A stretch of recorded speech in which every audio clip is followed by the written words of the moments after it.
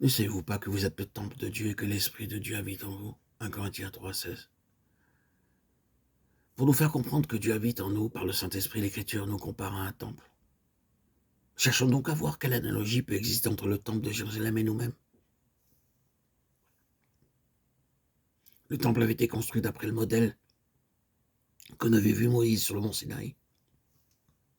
Il était ainsi le reflet des vérités spirituelles et divines qu'il symbolisait. Et au nombre de ces vérités se trouve la triple nature de l'homme. L'homme avait été créé à l'image de Dieu. Le temple ne signifie donc pas seulement ici un lieu où l'homme puisse aller chercher Dieu et se rapprocher de lui. Il nous symbolise en outre l'entrée de Dieu en l'homme, de Dieu faisant sa demeure en lui. La division du temple en trois parties nous est bien connue. Le parvis extérieur visible à tous, dans lequel tout Israélite pouvait entrer où se faisait une partie du service de Dieu.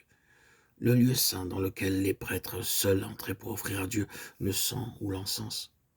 Le pain ou l'huile qu'ils apportaient du premier parvis. Là, ils étaient près du lieu très saint, mais en deçà du voile et sans pouvoir s'approcher de la présence immédiate de l'Éternel. Dieu habite un lieu saint entre tous, une lumière inaccessible dont nul homme ne peut s'approcher. Aussi, quand le souverain sacrificateur entrait une fois par an dans le lieu très saint, n'était-ce pas que pour faire mieux comprendre l'impossibilité pour tout autre de pénétrer derrière le voile, jusqu'à ce que celui-ci fût déchiré et enlevé? L'homme est le temple de Dieu. En lui aussi se retrouvent ces trois divisions, son corps est le premier parvis. C'est là que se manifeste sa vie extérieure, c'est là que toute sa conduite doit être réglée par la loi de Dieu, et que son service consiste à recourir aux moyens extérieurs propres à rapprocher de Dieu.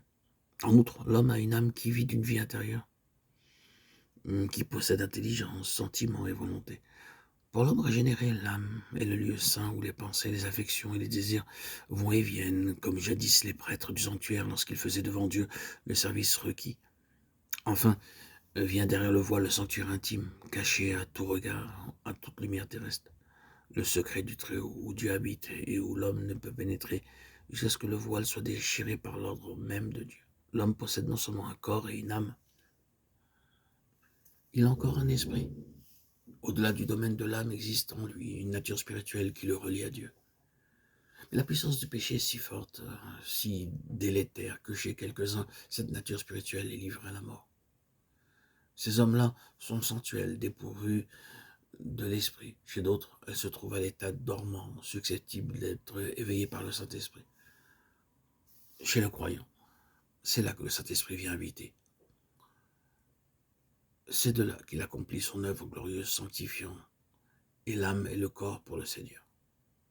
Cette habitation de l'Esprit en l'homme ne lui apporte guère de bénédiction ni de joie tant qu'il ne la reconnaît pas et ne lui obéit pas, tant qu'il ne cherche pas à la conserver avec humilité, adoration et amour. Aussi, ces mots, vous êtes le temple de Dieu, sont-ils destinés avant tout à nous faire saisir que réellement l'Esprit de Dieu habite en nous. C'est là ce qui nous fait tenir le temple tout entier jusqu'à son parvis extérieur pour un lieu consacré au service de Dieu. Et ce qui, par conséquent, range sous sa volonté et sa direction chacune de nos forces naturelles.